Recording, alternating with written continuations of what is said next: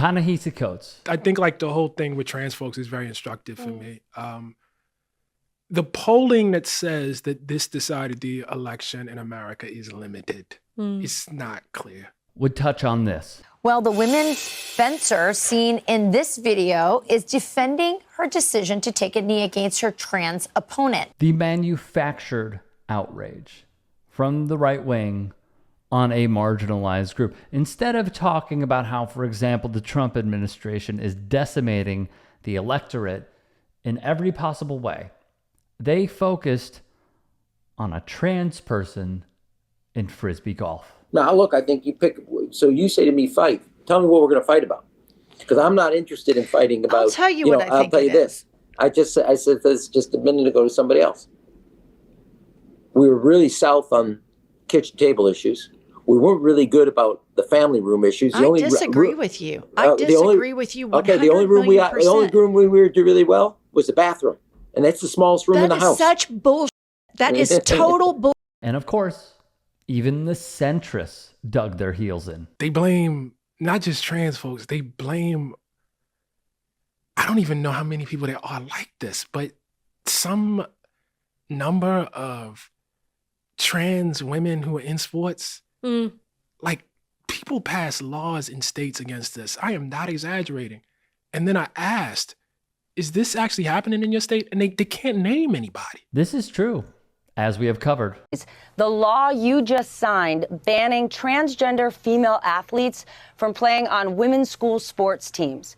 Can you name one example of a transgender child trying to gain an unfair competitive advantage at a school there in West Virginia? Well, Stephanie, I don't have that experience exactly to myself right now, but I will tell you this. Not yourself, your state, sir. Can you give me one example of a transgender child trying to get an unfair advantage? Just one in your state. You signed a bill about it. No, I can't really tell you one. How many girls in Georgia have been denied opportunity because of transgender athletes participating in sports? Yeah. So obviously there's not a lot of statistics on that. So there are none in Georgia. Again, I don't have any hard data. Will you cite any examples where a young woman was denied a scholarship opportunity or a title here in Arizona, not outside of Arizona, not anecdotally in another state, but here specifically in Arizona, because they were competing against a trans athlete who outperformed them? I can't at this point, Mr. Chairman. And even on the college level, hear from NCAA president and former Republican, likely current, Charlie Baker. How many athletes are there in the United States in NCAA schools? 510,000. How many transgender athletes are you aware of? Less than 10. Less than 10 out of 510,000? Yep. 510,000 athletes, 10 transgender athletes nationwide? Or less. So to be clear, what Coates is saying is accurate. You know what I mean? So like that kind of viciousness towards people, again, like I don't think you have to go out and run on this stuff. But when I see, like, look, I got bullied when I was in middle school, right? Like maybe this is the root of my politics. I got bullied when I hate bullies. Yeah. And so when I see people punching people because nobody will stand up for them, or because those people themselves lack the power. Again, it's kind of what brought me to the message, right? Because those people lack I have like an instinct that says, man, that. You know, like, because I feel like if that was me, you would punch me. Like if I was in that situation, you would do that to me. And so you and I are then now not on the same side. Like, and this is maybe not great, you know, for building comradeship or building, you know, like the kind of broad majoritarian politics, you know, you want. I confess that. But that instinct to me is a kind of cowardice. This is where I stand as well. So when I see a moderate Dem like Tom Suozzi state to the Times, the Democrats have to stop pandering to the far left. I mean, what do you say? It's intentional incompetency. Then there's a report from Politico that reads, other moderate Dems also argue the party has become complacent that leaders need to respond to GOP criticisms more directly and address the fact that some Dem positions on trans issues, including minors seeking gender-affirming treatment, do not align with the majority of the country. This sort of stuff just gives me the ick, man.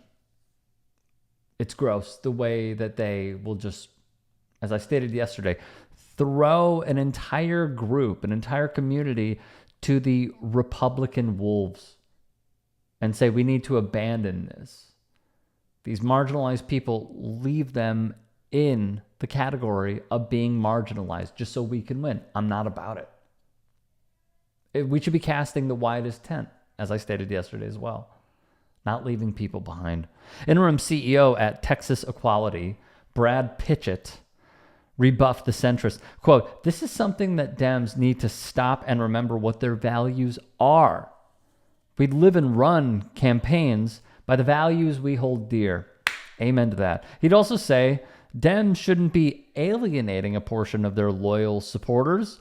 The outlet would then write 86% of LGBTQ plus voters said they supported Kamala Harris, the former vice president, compared with 12% who said they supported Donald Trump. It should be noted that is an NBC News exit poll of 10 key states. Should also be noted, Republicans spent more than $200 million on network TV ads that centered on trans issues, according to data shared with NBC News by Ad Impact, which is an analytics firm that tracks political ad spending. It was over the top. And at one point, as I do recall, Donald Trump even said, nobody was talking about this stuff. And then we talk about it, and I can't believe how many other people talk about it. You know the way that he likes to repeat himself. But he even admitted it. He admitted that he was surprised that so many people latched on to this issue, because I don't even think they knew that it would lead to electoral gains, or at least some. Hey guys, quick break in the action. I have a new show coming out called The Rick Strom Show. It is going to be awesome. I'm interviewing musicians, athletes, producers, writers, journalists, authors, sports doctors. Go check it out at youtube.com/@TheRickStromShow. Also be sure to throw me a follow on Instagram, Threads, Blue Sky. It can all be found in the description box below. Thank you. To those who continue to say nay and point the finger in this direction of blaming trans people and trans issues, listen to Sam Allman, the Harris campaign's LGBTQ plus engagement director, who tweeted this. "Please do not blame trans issues or trans people for why we lost. No exit polling or data is showing this as a significant decision point for voters. Trans folks have been and are going to be a primary target of Project 2025 and need us to have their backs now more than ever." Which is true. Which is very true. And now, nonetheless, the misinformation that we have seen throughout this election and thereafter is ongoing. If you can and are willing, please become a paid member here at TYT Sports. And or go to tyt.com/join. In addition, you can follow me on Twitter, Instagram, and TikTok. Appreciate it. Have a great day.